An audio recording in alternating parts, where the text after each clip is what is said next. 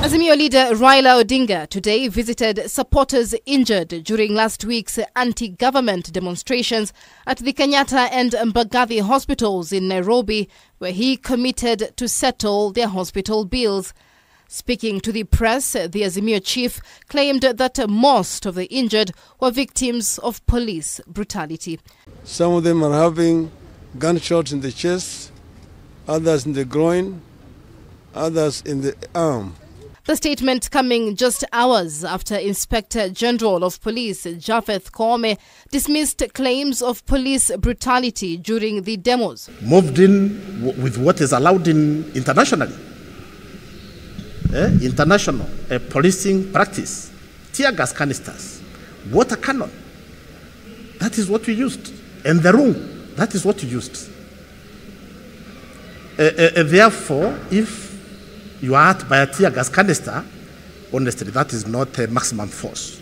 The 2 weeks of protests led to the deaths of 3 people, with hundreds others injured.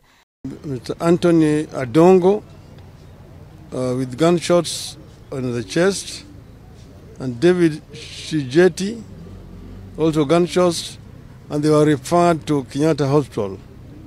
There's one, David Jonathan Ochieng, who was brought here, whose body was brought here dead.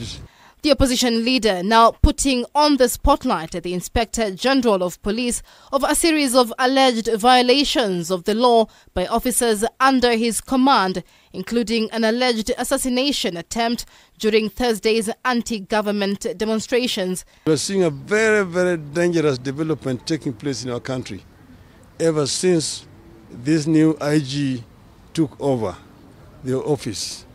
Therefore, this kind of acts of brutality must stand condemned in the strongest terms possible.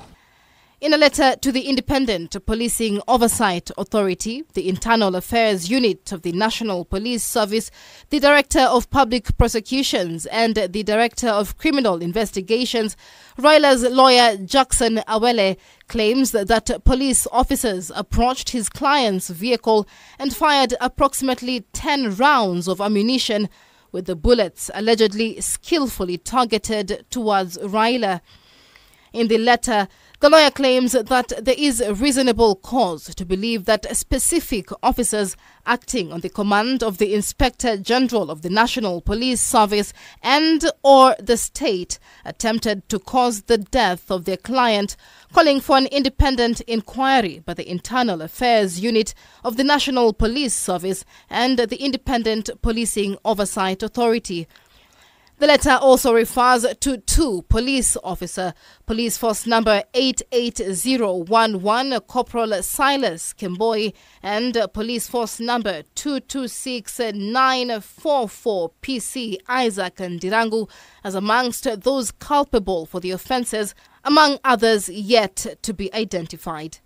Michelle Ngele Odhiambo, K24 TV.